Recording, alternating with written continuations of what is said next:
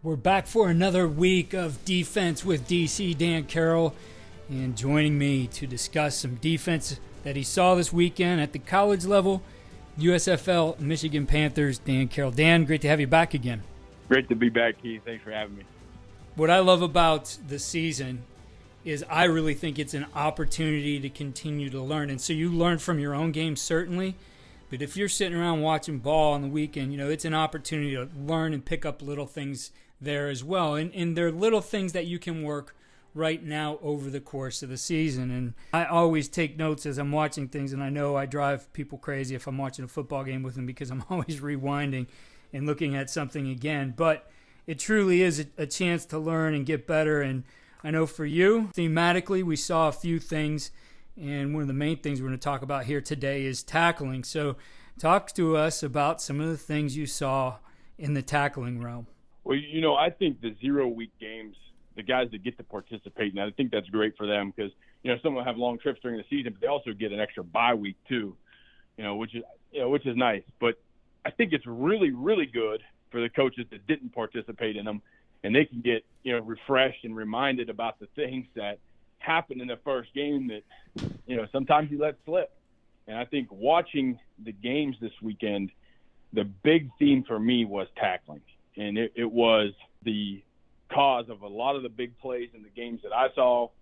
And there were just a lot of fundamentals that, I'm certain that the coaching staffs were not coaching and not expecting to see in the game. So, I think if you're sitting around as a college coach who gets kicked off this weekend, I think that you need to be taking note of the things that went wrong in those games and trying to make sure as you go through this week of practice, you're not letting those same things happen. So, with the tackling, I know that a lot of coaches, myself included, we all look back after the first game or so and think about, we had a lot of time really to get ready for this game. You're really preparing for this game once you get started, with your off-season program, in college, whatever, that's in February. It's usually 6.5, 7 months. And, I think your tackling preparation and tackling teaching and tackling has to start there. And I'm not saying that necessarily, people did or didn't that were playing this weekend, but, when I was playing, and I think probably a lot of people that are coaching now and not even too many years ago, you approach tackling maybe like, all right, we're going to tackle really hard in camp, or we're going to tackle in spring ball, and that's how we're going to build our tackling ability and our drills. But, I really think that you have to build a tackling system and tackling drills that you can do starting day one of off-season. And by day one off-season, you got to be able to tackle in shorts and T-shirts and unsupervised and not maybe tackle to the ground or whatever, but build drills that you can do, in that time frame. And I think that for us, we talk about one of the main things we do in tackling is what I call power foot. And a power foot is pretty simple. It just means that we want to get our power foot in the ground. Like if we're going to make a right shoulder tackle, and we have some other things about how we where we strike and where we put our eyes, where we put our shoulders, that type of thing. But power foot, we're going to get our right foot in the ground as our right shoulder's making contact for making a right shoulder tackle. Because one of the biggest issues that you see is people get their foot in the ground and then go off the diving board, right? They're not making contact with their right shoulder and their right foot at the same time, right? Or left shoulder, whatever it is. So power foot, that's one thing that, we put on as a staff, when I was at UMass, and all of our coaches, we wrote those cues, one of them being power foot, up on the board. Okay, how do we drill this now in February? With our limited time, our 15, 20 minutes of individual drill work, we're not really using bags. We're not really, based on what you're allowed to do, what you're not allowed to do. Like, how do we get this stuff drilled? And then what is the plan through the year to get us there? Because you just don't have enough time. You don't have enough time to get a tackling-ready product on the field if you just say you're going to tackle in training camp. The reps get less and less, it seems like, every year. And, the rosters aren't as deep. There's a lot of movement on the rosters, and it's really hard to go into a season without your best guys. So, I think that having a plan that starts in the first day of your offseason, whenever that is, high school, college, pro, whatever it is, that takes you to that first game and how we're going to tackle. Because, I'll say last year I had a freshman linebacker who had, I believe, I don't misquote, I'm not going to be off by a cut too many if I am off at all. I think he had 29 live tackle opportunities in training camp. Not plays that we were live, but where he was actually live, they were live, and he was actually making a live tackle in training camp in, whatever it was, 30 practices. So 26 practices, whatever it is. So when you think about that, a guy who hadn't played a whole lot, and we got to go open the season with Pitt and Boston College, and he's a young player, that's not enough. Right? I don't think anybody that's listening would say that's enough. So, you can create a few more in your practice, in your indie, and those type of things. But, to me, very important to have a tackling plan that's all year and drills that can be done in the off season when the players want to do extra work, when they're in T-shirts, that type of thing. I think extremely valuable. When you're looking at creating the tackle plan, you mentioned one with the power foot. What are the other key areas you like to focus on to build sets of drills around? Well, I think when it comes to tackling, you got to define the tackling situations that you're going to be in and try to keep it as simple as possible. I mean, you can really build that out to 9, 10 things if you want, but I try to focus on profile tackles and angle tackles. And I think, profile tackles is exactly what you probably think it is.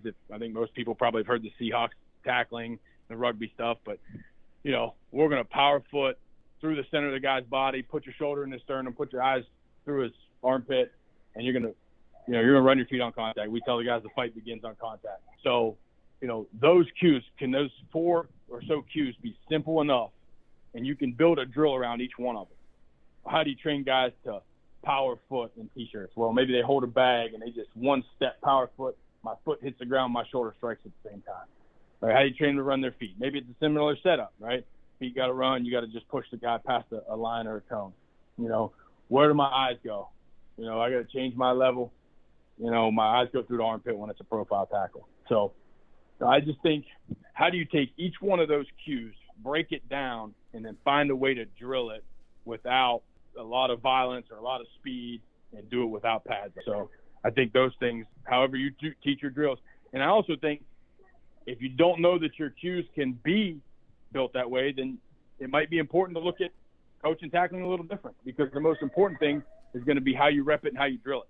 Because that's something we certainly want to account for in our practice plans, and I agree, having a year-round plan and thinking about how you're going to progress through the season is important. Now, getting into some of the games and specifically some things, I know the game that was probably most interesting this weekend, and we did talk about it on our offensive focused podcast this week as well, is the Nebraska Northwestern game, and I know that's one you paid attention to. Yeah, I mean, first of all, I think it was awesome for college football to be overseas and just have a packed stadium. I mean, really, really incredible just sight to just see how big the game of college football really is. And especially you're talking about, two tradition-rich teams, but not like maybe the most marquee teams in the country right now, but just, awesome game and experience for those players and coaches. But, yeah, looking at that game, I thought, a lot of respect for both the defensive coordinators there. Eric Chinander's a guy that has run some similar stuff to what I've been a part of at other places, at the University of Houston specifically, and used his tape over the years, and just a lot of respect for him. And consider him, pretty innovative, especially with the front, in the tight front. He had done some things over the years, changing up the tight front that, things that I've been a part of looking at and possibly using ourselves over time. So, a lot of respect for him, and have studied his defenses and whatnot. But, I thought the interesting things, I thought there were some good adjustments made in the game. I thought Northwestern, if you look early on in the game, sitting in a lot of quarters, and they actually got beat on an RPO glance. Maybe it was on the first drive. They get beat on an RPO glance. It goes, inside the safety and around the apex player. And that's something that you see a lot in college football. Guys try to fit that ball in there. And then later on in the game, you see a little bit deeper play by the apex players and actually getting hands on those guys, because sometimes it was coming off RPO. Sometimes the same route was coming off of drop back. So when they were coming off the drop back, those guys were able to get out there and reroute them, and it almost resulted in an interception in the second half. So I thought it was a good adjustment by Northwestern in their quarter scheme to be able to play their walkout will, walkout nickel, against like an open Tempe 2x2 set, played a little differently. So, you notice that. The other thing noticed with the Northwestern defense was it really strong in holding their disguise. They weren't super complicated. There wasn't a lot of different looks, but being able what I call squirming to the post, where we're going to hold our too high shell, and we're going to hold it until the snap, and then we're going to drop safety in and then roll the safety to the middle. There was multiple times that I saw the Nebraska quarterback take the ball, look where he thought he was going to go versus quarters, and then see the rotation of the safeties and then have to pat the ball and get it out late. One got batted down. I think one actually was a completion, but they made him go clear across the field to get there. So it was just good up front by the Nebraska O-line to keep him clean for those reads. But I thought the quarters scheme mixed with the cover three and the rotation with Northwestern, it was pretty timely. And then, those seams, if you recall late in the game, they got an interception, not the last one, but the one before that, off the seam throw. And, they went to some man coverage too later in the game, something that they didn't show as early in the game. So I thought that was a good adjustment because Nebraska kept trying to get those seam balls in there. And I'll say this, I actually had the opportunity to play Mark Whipple's offense last year in an opening game. Right? And he was at Pitt and I was at UMass. He is very good. I mean, as an offense, for sure, he's done a great job over time. But horizontal passing game, like he is going to find ways to stretch you. And he's going to run a lot of the same routes. And he's going to find the formation that's going to make you struggle. He's going to run it out of that. And I think pretty good job by Northwestern's guys. You can see over time in the game being able to play those routes. I mean, he runs like a mesh concept without one crosser. So he's going to sit a guy over the ball, he's going to get an OTB, and then he's going to pick a shallow right underneath of that, and he's going to do it out every formation you can think of. And I thought Northwestern, their underneath coverage guys, adjusted to it well over time, and it was good. Coach, you mentioned a little bit of these guys starting to reroute those, whatever they might be, the glances, some seams, stuff like that. I know those types of things, when you're able to do that effectively, and I think there's some things offenses try to do to hurt those reroutes, but if you can do it effectively, you definitely are getting the quarterback to move through the progression. Now, on the offensive side, obviously there's things that we're trying to avoid, stopping our feet, using two hands to get off a guy, etc., things that are going to slow him down and take him off. So for you, what are some of the key things you're teaching in the reroute to make that guy really move past that route and onto something else? Well, what I thought was interesting is these guys that were doing that as the game evolved were true like apex players. And a lot of times you don't see them expand out to do that, right? You kind of, in a palms look, or you're going to play like a press quarters where the safety's got two up and out. A lot of times those apex players, they're just eyes and intentions are inside, and they ain't worried about anything going on out there. So I think that, where I thought it was pretty good was I would imagine that's not a technique they practice a lot from those alignments. So, you're still a part of the run fit, and then you're able to reroute too. That's not a common thing typically in a quarter system. So I did think that, for one, just to be able to get that coach on the sideline, if that's in fact what was happening, I feel pretty strongly it was, then I thought that was pretty good by them. But, yeah, in that situation, being able to press out off the pass release and reroute and stay underneath of the guy. Right? When you're rerouting someone that you don't have to the flat, it really is a pretty easy job, right? I got to just jam and widen this guy and make him stay on top of me, stay on his low hip, and then I got to wheel back underneath of him if nothing's taking me to the flat. So, a lot of times maybe if you're a curl flat player in cover three and you're going to reroute, you have that guy to the flat. There's nobody necessarily in the seam that has him vertical. So maybe, you feel like a little more stressed to make sure you get hands on that guy, where if you're an apex player and he stems at you at all, thinking, again, you're an apex player, I can stem at him because he's not going to reroute me, because that's not what typical true apex players do. And then he buzzes out there and knocks you wide. So schematically, I thought it was really smart. And then I just think, staying low hip, using that outside hand to jam, keeping vision and staying square line of scrimmage so I can roll back inside. Right? We would call roll the hole with the seam bender. If three's not pulling you out there, now you've really made it a much easier play for the safety. The other thing you mentioned there was the two high disguise and moving to the one high, and it's something that we talked about on the podcast a couple weeks ago with Cody Alexander, and especially from the NFL perspective, a lot of things doing that. And I believe he even said he expected some of that to filter down, and seeing some of that on Saturday, which is exactly what we did. Now, the advantage of that, we teach quarterbacks to get those indicators and see those indicators as much as they can pre-snap, if they can do something with their cadence to get guys to move, but especially post-snap, being able to see some things on those first steps. So the longer, as you said, holding your disguise, the longer you're able to do that, you force a guy through his progression and obviously create more time for your guys to get there and sack him or disrupt the pass. Yeah, so, I thought they did a good job too. So they're holding the disguise when they ran a few fire zones. So dropping the safety in to replace whoever was blitzing was good. And then they were also running, they were running some cover 3 rotations based on formation. So they ran some buzz to 3-by-1, and they were skying a lot of the 2-back stuff and 11 personnel stuff, rotating weak versus buzzing it. So, I thought that's always good too, to be able to do that. Because it just gives you some different rotation, different pictures. But the big thing to me is the way you can hold those looks. You have to be really good at coaching those techniques. As far as, if you line up and you say I'm playing weak rotation cover 3 in practice, and I'm holding that safety over number 2 to the field, and I'm holding him, and the ball snapped, and he's got to open and fly out of there. Okay. Well, the day that he's late in practice and they launch a post ball through the middle of the field and the head coach says, "What coverage are you in?" And you say, "Cover 3." He said, "Well, how the hell did we just throw a post ball through the middle of the field if you were in cover 3? "Well, I'm holding this disguise." Yeah, they usually don't fly too well, right? So you got to be really confident in coaching the techniques of holding that, and then the footwork that it takes to get to the depth and to the landmarks that you need those guys to get to. And it takes a lot of time. It takes a lot of time to get good at that stuff to where you can say it's game ready and you can really, confuse a quarterback with it.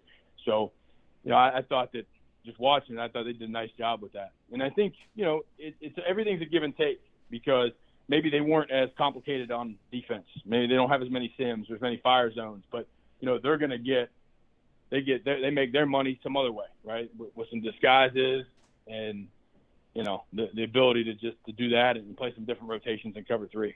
Now, in looking at the high school game, one thing that I see quite often is, teams are trying to do that. They're trying to give you a 2 shell and disguise things, but a lot of times I find that they're giving it away by their alignment.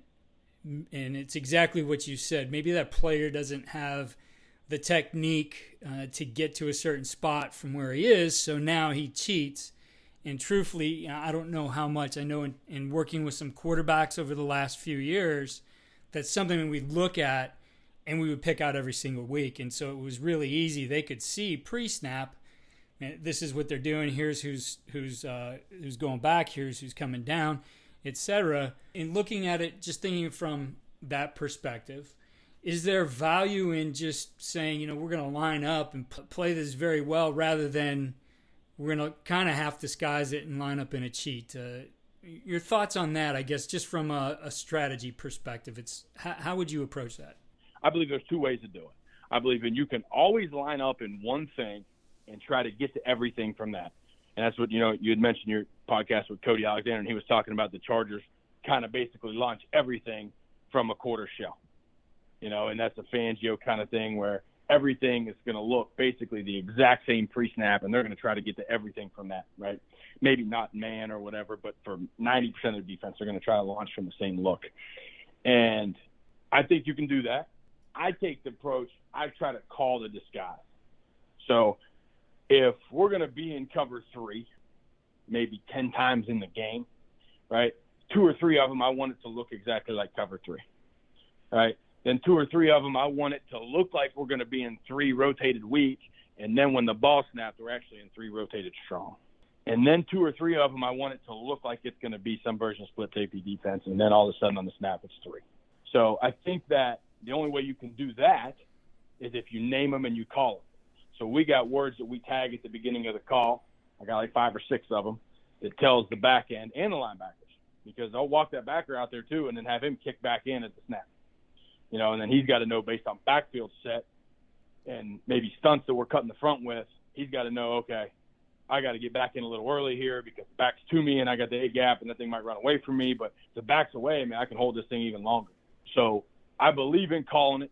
I believe that you as the coach need to handle that. I don't think you can get it. You can get multiple looks to the same call, if you don't handle that as a coach and you don't rep it, you don't practice it, and you don't build out a system to do that. And I think that what's important there is that all the players that matter in this picture are on the same page. And typically that's going to be your nickel, both safeties, and then your will backer as far as whether walked out and whether or not. And sometimes the Mike may be an open 3-by-1, but most of the time, as long as the Mike's in the box somewhere, the Mike's in the box, not too worried about him. But those two edge guys that could be walked out over, split out number twos, and then both safeties. And one thing, like you're saying, like, yeah, if that safety's got to cheat over, I think there might be a prevailing thought sometimes that the depth of the safeties is what the offense is going to look at. Like, yeah, well, the safeties are both at 12, but they're like only like 5 yards apart. Okay, well, that means that guy's already in the middle of the field. He's going to get out of there. And then the other safety, he's going to come down on the snap, right? So if I call the tag that it looks like shell and we're getting two post, then you better not be further than a yard away from where you would be if we were in quarters or cover two. And now one part that's good there is I generally, with NFL landmarks, play the safety tighter in cover two than I do in quarters. He's not necessarily – his alignment's not really based off two. It's based off the box. Now, if there's oversplit of two, he can adjust. But for general splits, it's not really based off two. So there's enough wiggle room maybe for us to get that handled. But, yeah, I think that if you just tell the safeties, hey, you just got to stay at 12 and then your width doesn't really matter, just align to where you can do your job, then you're just going to coach the quarterback, hey, their depth doesn't matter, just look at their width. If this guy's already slid middle field. So if you're not truly – that quarterback has to look out there and not be sure. And if there's something that you're giving them to be sure or have a clue, then you might as well just line up in it, you know. And there is merit to lining up in it now. There is a lot of defenses in pro football even that, they're in one high and the safety's 23 yards deep and everybody's down. And what are you going to do? You got things you can attack and, you know, you're going to try to find in 3-by-1 and see if they're going to play the corner off in the third or if they're going to press him up. And, there's things you're going to attack and do, but, you know, those people have their answers too. The thing that concerns me about being in like the cookie cutter shell and cookie cutter one high is that the quarterback always knows where to go with the ball. You're not going to surprise him very often and him throw you one. You know, like even if he can't get it completed because you're in tight coverage and you got great technique and you're playing really hard, he ain't going to drop back very often and be like, wow, I didn't expect the guy lined up over two to buzz out in the curl. Can't believe I threw that ball out there. No, like he knows where they're going to be. And not that he won't throw a pick, but I want him to catch that ball and be like, oh, this is not what I thought it was about to be. Right. Yeah, I think that's a good answer. If you have a guy who obviously, you know, maybe limited skill, you have to move him around too much, that you have too many tells that you're really, you're lined up in a too high shell, but I could tell, okay, he's outside the hash by 2 yards. You're playing two because he's got to get over the top. Or you're rolling to the middle now because he's 4 yards inside the hash. Like all that becomes easy for a quarterback. And now, though, when sometimes you are disguising, sometimes you're not, I think now you get into his head a little bit. You take away what are easy indicators. You think you're making it hard, but you make them think, and now, you know, are they staying in the shell? I don't know. They did last time, they didn't this time, and now he's got to go to his post-snap keys. And here's the thing, and this is what we deal with in the USFL that's unique is, one, we have sideline video, not still shots like the NFL, true video. As soon as you come off the sideline, you got an iPad that they hand you, and it's got the series on it. It happens as it gets filmed. It's amazing. And the coach-to-player system in the NFL cuts off at 15 seconds left on the play clock. It never cuts off in the USFL. Mm-hmm. So if we roll down late, Mike Riley's standing on the other side saying, oh, hey, it's three. And the quarterback, he don't even have to see it. You know? The coach just saw it for him. So it's an interesting dynamic that we have to deal with a little bit, and which I can also do that too, right? I mean, they shift to some funky formation. I could tell the linebackers, tell the safety, whatever. You know, I got the same options too. But it really, I think it benefits the quarterback a little more. So, But yeah, I mean, you know, but that's similar to the look back system in college, right? Mm-hmm. And that's where I don't know how Kendall does it now, but I know in the Browse system at one time, they would have signals to tell them where to read based on what they were seeing from that structure, Like they would tell the quarterback this side, that side, whatever. And I don't know if they're still doing all that or whatever, but I know they had that at one time. And it was like, if you unfold your hand, they're going to tell the quarterback, hey, look over here to the right. That's where the play's going to be. And all of those things really just speak to having a system, a small system for whether you're on the offensive side of the ball or the defensive side of the ball to get things done. It really allows you then that flexibility to do what you need to over the course of a game. So good stuff. Now, I know you looked a lot at the Nebraska side as well. Let's dig into what the Cornhuskers were doing. Like I said, I've looked at a good bit of Eric Shenander's tape as a defensive coach over the years, and whether it be at Central Florida or at Nebraska. And I thought they were a little more vanilla. They just had maybe a little less sims and just blitzes than maybe he normally does. I know he's always liked this, plug the backer and then run like a big tech game with the edge guy over there, and it's a sim pressure, and they get like a plug, and then a 4-eye goes, and then they get the outside backer looping. And it's a nice little game. He's ran it in a lot of years. That did show up. That's kind of one of the staples I've always thought about their stuff. But for the most part, it was a lot of quarters and a lot of three. And they did not disguise the three or any of the one high. Some of it played out a little bit, maybe like fire zone, but they did not disguise it quite like North. They took the approach, hey, let's get in it. Let's get our eyes on our keys. Let's get down to our depth. Let's play our footwork and let's go. And the thing that I found interesting, and you always find these things interesting when you've been scarred by them, because I've been beat on the same thing. But Nebraska got an unbalance to run double post. And so many quarters teams, you either over-rotate the safeties in unbalance and bring the field safety down, boundary safety over, and then the corner high, or you leave them that way and you poach with the safety, across the formation. And a lot of times that guy's dead. And to get the number back in the run game, you're telling that safety, hey, you got to show up there. You got to show up in the D-gap. You got to show up in the D-gap. And then they block, and the safety freezes. And now you gave the offense a chance at double post with no backstop. And it's exactly what Northwestern did. It's smart when you're pretty sure you're going to get quarters in an unbalanced situation. It's smart. You got to make sure as a defensive coach, whoever that backside player is, that he flips, turns, and closes the middle of the field off pass. And what really makes it a struggle sometimes is when that guy's like in a yo position and he comes back, and you think even if you got like a counter protection scheme, now it really makes it hard, because that safety or whoever's tracking that guy back knows he's got to show up in that run fit, but there's no backstop for the deep balls, right? So the post turns into like a deep over, and it just runs away from the field safety.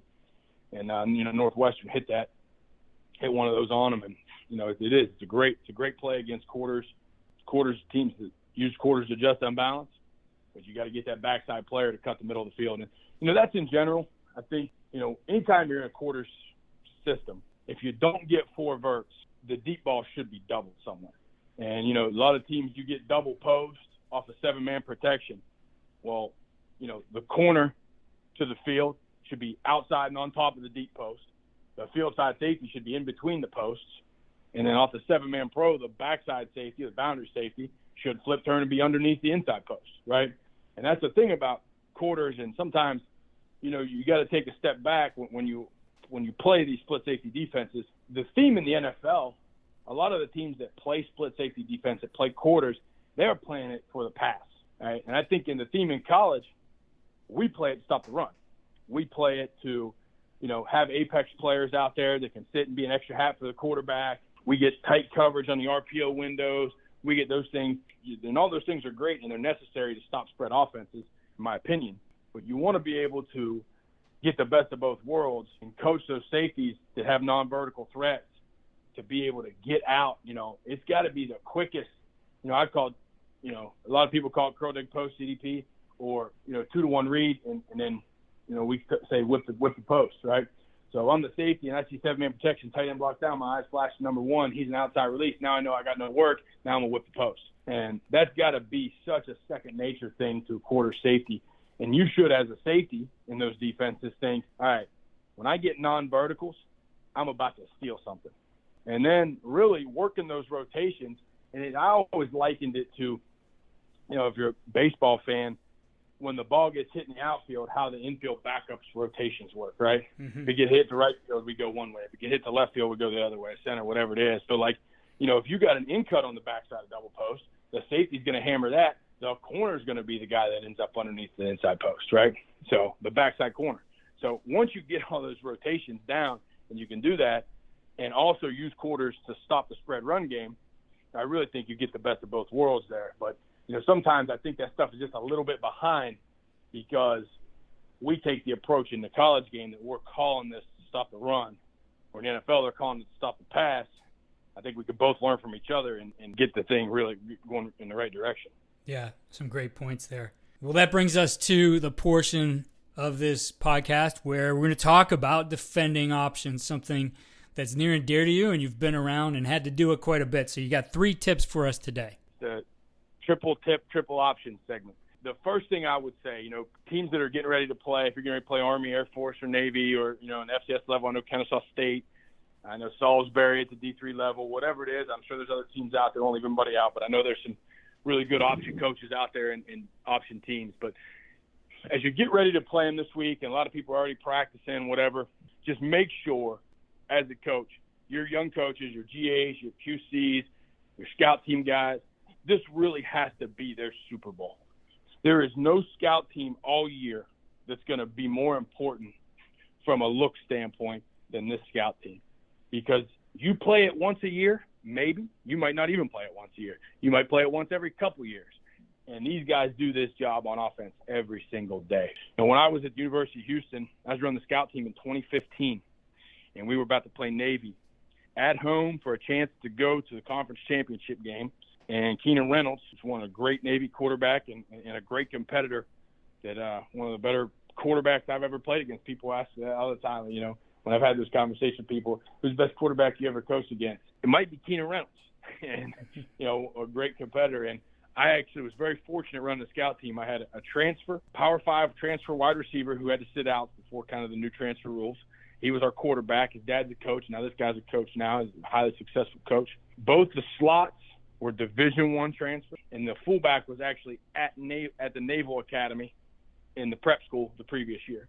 So I had a really talented group, and we beat a really, really talented and really good Navy team. And a big part of our performance on defense, actually, they were able to throw the ball really well on us, but we stopped the run, essentially. And a big part of that was just the coaches, scout coaches, the players, people taking the scout team really serious. And I'll remind you this, and this is something that I believe in strongly.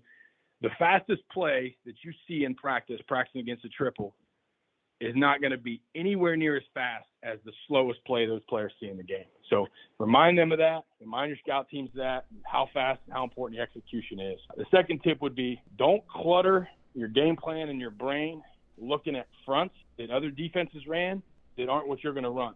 So the run plays that they got, if you're going to be a 4-down system, the run plays that the odd teams got are not going to be the run plays that you get.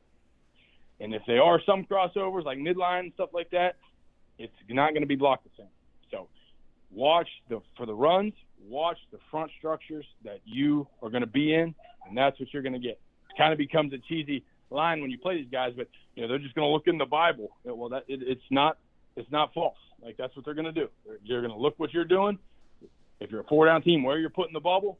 If you're an odd team, you know how your safeties are playing it, or if it's completely balanced, like a lot of odd teams are, they're going to run to the field and they're going to run these 3 or 4 plays. 3 and bear, they're going to run the perimeter. Run rocket toss, they're going to run load option, and run Q sweep. They're going to run the plays that are on the tape versus those fronts. And then for the passes, they're going to run the passes versus 1 high that they like versus 1 high, versus 2 high that they like versus 2 high. 4 years at Houston playing Navy, and we were 3-1 against them. And, you know, the one they beat us might have been the best team we had at Houston. They beat us. They had great teams those years, and it's a great program. But we had practiced a twirl 4 verts play every year. And we never saw it because we were always too high. I get to New Mexico, and I get to work with Bob Davey, I believe he's been the defensive coordinator for like 26 triple option games because when he was at Notre Dame, they had to play all 3 of them every year.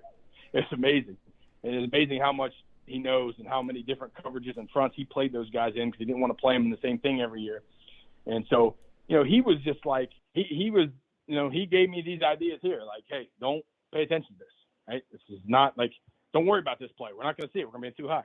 I'm like, wait a minute, you think there's no chance? He said, no chance. Like, we won't see it. And I'm like, man, we practiced that play for 4 years. No wonder we didn't see it, right? Like, these guys tell me there's no chance. So, it was one of those things that opened my eyes. But don't veer off on those things. And then the last thing, when you go into I say regular game, but you're playing a normal spread offense, a pro-style offense, everybody focuses on the situations they believe in, and usually those are third down, third and long, third and medium, and red zone, right? Those are going to be the stats that win you the game. Those will not be the stats that win you the game versus triple option team. The short yardage situations will win you the game. So whether it's 4th and 1s, 3rd and 1s, 4th and 2s, 3rd and 2s, goal line, you can get stops there. That's when you can have a chance to win the game. And I think that a lot of people think about the 5 stops rule, right? A lot of people say that. I've heard coaches at different schools and things, if we can get 5 stops, we got a chance.